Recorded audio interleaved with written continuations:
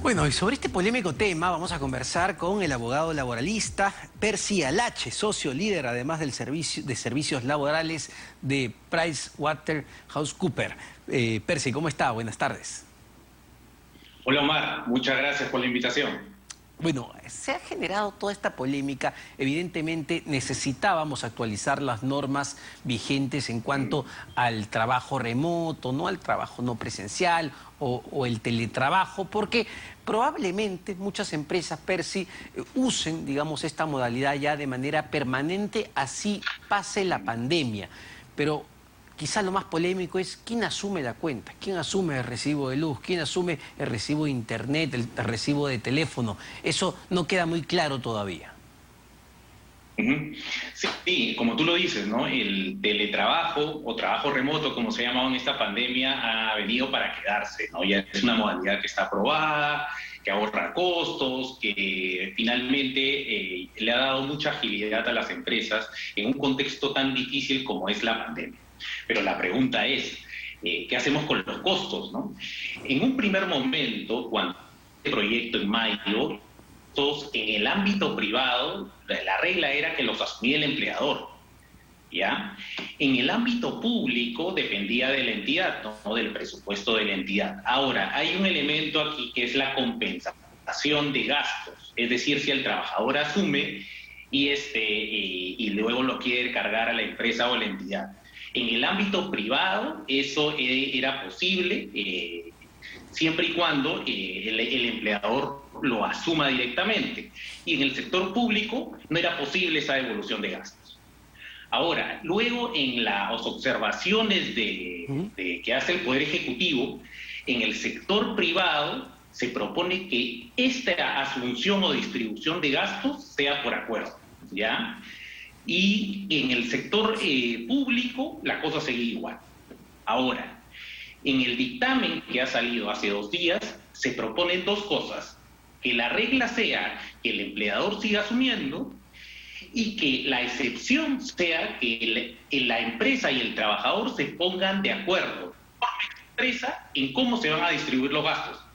Este es el cambio, ¿no? Porque antes el empleador respondía sí o sí y ahora es posible que exista una segunda vía, que el trabajador lo asuma. Ahora, en la compensación o distribución de los gastos o devolución de los gastos del teletrabajo, existe también en el ámbito privado, ¿no?, la posibilidad que la empresa lo siga asumiendo, ¿no?, es decir, le devuelva al trabajador, pero existe la posibilidad con este proyecto que el trabajador se desista, es decir, que él lo asuma y ya no le traslade los gastos o la devolución a la empresa. Eso es lo que ha cambiado, ¿no? Importante porque si uno ve otros países, ¿no?, cómo han regulado el teletrabajo, en Argentina, en Chile y en España, el costo del teletrabajo es asumido directamente por el empleador. Es que Percy, Sin embargo, no sé, Perú asume la posición colombiana. Exacto, llevando esto a la realidad y a la realidad peruana, uno dice, bueno, el trabajador no está pues en igualdad de condiciones con el empleador para negociar, y lo que podría ser una conversación de 2 partes, digamos en el mismo plano, evidentemente se convierte en la conversación de 2 partes en planos totalmente asimétricos. Entonces, lo más probable, no sé, o quizá me estoy equivocando, es que el trabajador termine asumiendo estos gastos. Sí, y hay un tema importante aquí que lo decían las observaciones del Poder Ejecutivo. Es decir, si nosotros queremos fomentar el teletrabajo como una vía, digamos, para que las empresas puedan recuperarse, aliviar costos, ¿no? Porque el alivio de costos es para la empresa y para el trabajador, ¿no? Y claro, sobre todo para que las micro y pequeñas empresas, que son la mayoría en el Perú, también puedan continuar con esta modalidad. Entonces, por eso es que a fin de no matar con los costos a las empresas, es que el Poder Ejecutivo, y en este caso ya esta observación o precisión del Congreso en este dictamen, le permite la posibilidad que no solo sea el empleador, que esa es la regla, dicho sea de paso, en este último dictamen. La regla es que el empleador asuma los costos. Sin embargo, puede haber este acuerdo para que el trabajador sea quien asuma los costos, que pueden ser de diverso tipo, ¿ah? Puede ser, la ley menciona de equipos tecnológicos y de Internet, pero hay otros costos asociados, como puede ser un antivirus, como puede ser el material ergonómico, que Claro. también utilizan los teletrabajadores. En empresas grandes, el costo de, digamos, los gastos de teletrabajo en esta pandemia, sin que, digamos, se hayan acogido a esta norma que todavía está en proyecto, oscila entre 80 y 100 soles. ¿Qué quiere decir? Le dan un monto fijo mensual a los trabajadores para que a todo costo, digamos, se puedan asumir estos gastos. Eso parece, Percy, eso parece mucho más razonable, ¿no? Es decir, porque claro, es difícil calcular qué parte de recibo es por trabajo y qué parte de recibo es por ocio, porque la familia lo usó. Dar un monto fijo que cubra estos costos básicos tampoco tiene que ser un monto pues muy oneroso, ¿no? Algo bastante, digamos, acorde a la realidad parecería ser el camino más adecuado para seguir incentivando el teletrabajo, que es lo que se quiere finalmente. Sí, ciertamente, ¿no? Es por eso que algunas empresas lo que han hecho es, primero, cuantificar cuánta gente tienen en teletrabajo y cuánta gente va a permanecer en esa modalidad. Número uno. Número dos, qué gastos hay que enumerarlos, listarlos, va a asumir la compañía o va a devolver al trabajador. Eso es importante porque no simplemente van a ser todos los costos asociados con el teletrabajo, pueden ser algunos, ¿no? Luego, las compañías lo que han hecho es, ¿quién los asume? Si es la empresa, y esta norma va en ese sentido, si es la empresa o es el trabajador, si hay posibilidades de devolución y qué documentos hay que presentar. Pero lo más práctico también, como tú mencionas, es fijar un monto fijo, porque es sumamente difícil, sumamente complicado a veces identificar cuánta parte del suministro va alocado a lo que es trabajo o a la parte familiar y personal del trabajo. Ahora, Percy, quería abordar otro tema que se aprobó ayer en el Congreso ya por insistencia, es decir, esto ya es ley y entiendo que tiene un impacto tremendo sobre un segmento de los trabajadores del sector público. El Congreso aprobó por insistencia el proyecto de ley que prohibirá los contratos de locación de servicios. Entiendo que un locador de servicios en el sector público es aquella persona que emite un recibo por honorario, que no es en la práctica un trabajador, sino que provee de un servicio específico a una institución pública. ¿Estoy en lo correcto? ¿Qué impacto puede tener esto?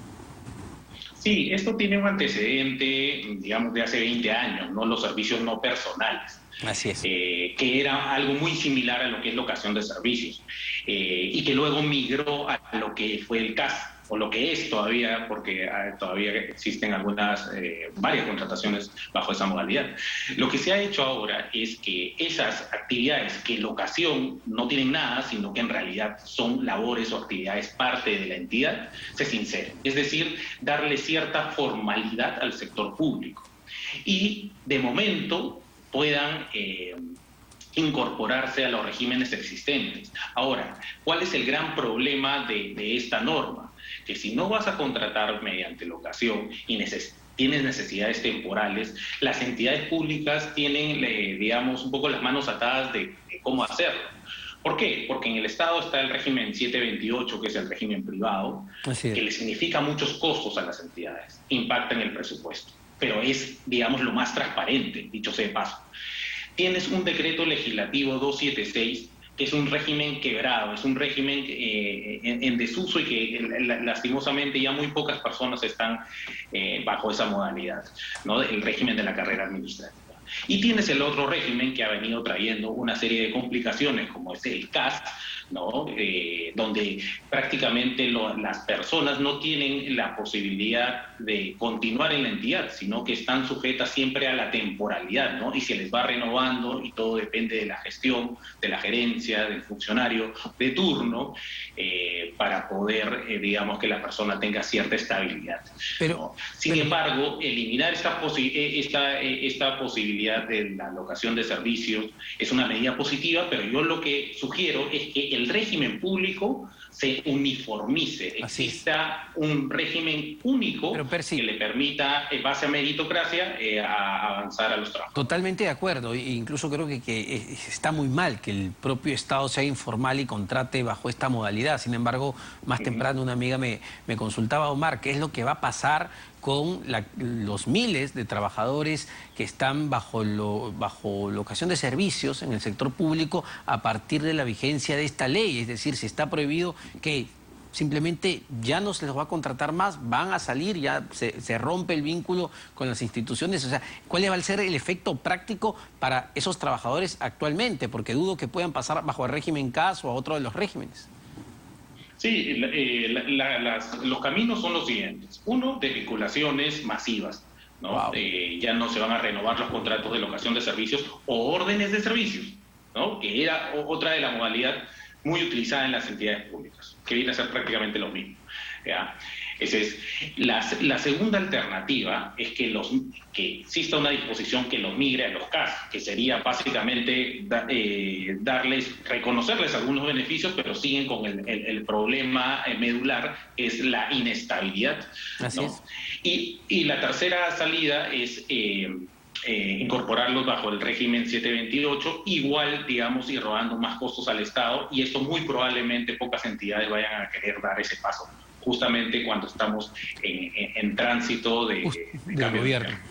Así es, bueno, muy complicado. Normas que parecen positivas y que incluso no diría son positivas, pero cuando no evaluamos los impactos que esto pueden generar en el cortísimo plazo, pues, ¿de qué estamos hablando? Muchas gracias, Percy Alache, socio líder de servicios laborales de PricewaterhouseCoopers. Nos vamos a una pausa, venimos con mucho más aquí en Economía para Todos.